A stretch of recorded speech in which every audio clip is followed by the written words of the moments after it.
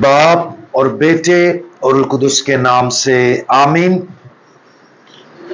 آج ہم مقدس مرکز کی انجیل اس کا 12واں باب اور اس کی 34ویں آیت پر دھیان و گیان کریں گے، اور آج ہم سمجھ کا تحفہ اس کے بارے میں سنیں گے۔ اور جب یسوع نے دیکھا کہ اس نے عقل مندی سے جواب دیا تو اس سے کہا، تو خدا کی بادشاہی سے دور نہیں۔ اور بعد اس کے کسی نے اس سے سوال کرنے کی جرات نہ کی۔ آخر میں ہمارے پاس مذہبی رہنماؤں میں سے ایک فقی کی گواہی ہے جس نے اسے درست سمجھا۔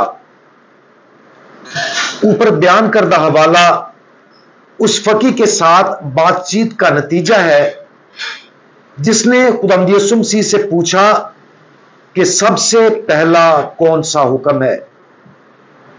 خداوند یسوع مسیح اس کے سوال کا دگنا جواب دیتے ہیں۔ پہلا یہ کہ پس تو خداوند اپنے خدا کو اپنے سارے دل اور اپنی ساری جان اور اپنی ساری عقل اور اپنی ساری طاقت سے پیار کر، اور دوسرا کہ تو اپنے ہمسائے کو اپنی مانند پیار کر۔ پھر فقی نے خداوند یسوع مسیح کے جواب کا جواب دیتے ہوئے کہا، کیا خوب آئے استاد، تو نے سچ کہا ہے۔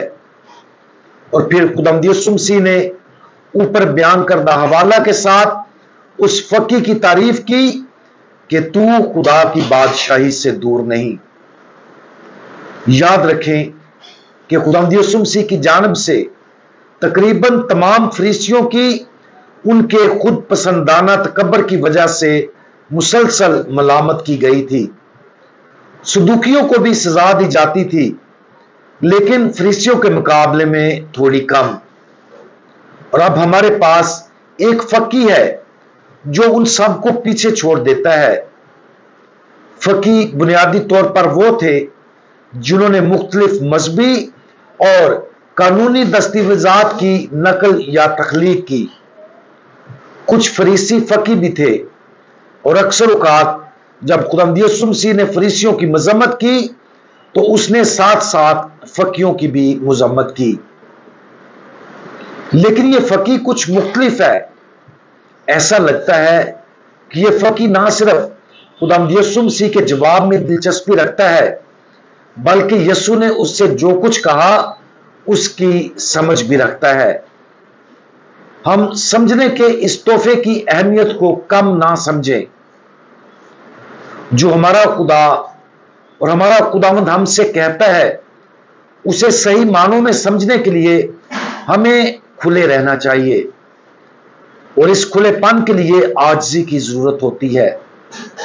عاجزی ایک ایسی خوبی ہے جو ذہن اور دماغ کا ایک امتزاج ہے، اور یہ امتزاج خدا کی بات کو جو وہ کہتا ہے سنتا ہے، فضل کے تحفے سے تمام سچائی کو سمجھتا ہے، اور دعا کے ساتھ اس سچائی کے سامنے سر تسلیم میں خم کرتا ہے۔ عاجزی ہمیں زندگی کے مشکل ترین سوالات کے جواب کے لیے خود سے آگے دیکھنے کے قابل بناتی ہے۔ یہ ہمیں سچائی کے واحد منبع خداوند یسوع مسیح کی طرف رجوع کرنے کے قابل بناتی ہے، اور اس عاجزانہ کشادگی کا پھل سمجھ کا تحفہ ہے۔ یہ زندگی کے بھیدوں کی سمجھ ہے جو ہماری فطری اور فکری صلاحیت سے باہر ہے۔ خدا کا فضل عاجز روح کو سکھانے اور تشکیل دینے اور اسے بصارت کی وضاحت اور گہری سچائیوں کی قبولیت سے بھرنے کے قابل ہے۔ آج اس فقی کے لیے خداوند یسوع مسیح کے الفاظ پر غور کریں، تو خدا کی بادشاہی سے دور نہیں۔ کیا خداوند یسوع مسیح ہم سے بھی یہی الفاظ کہتے ہیں؟ کیا ہم نے عاجزی کے ساتھ خداوند کی طرف رجوع کر کے زندگی کے بہت سے سوالوں کے جواب تلاش کیے ہیں؟ کیا ہم اپنی زندگی کو دیکھنے اور اس حقیقت پر خوش ہونے کے قابل ہیں کہ خدا نے ہمیں بھی अपनी समझ बूझ अता की है। अगर हम ऐसा महसूस नहीं करते तो फिर अपने सवालात खुदावंद के सामने रखें, और जब वो हमसे हम कलाम हो तो जवाब देने के लिए तैयार रहें।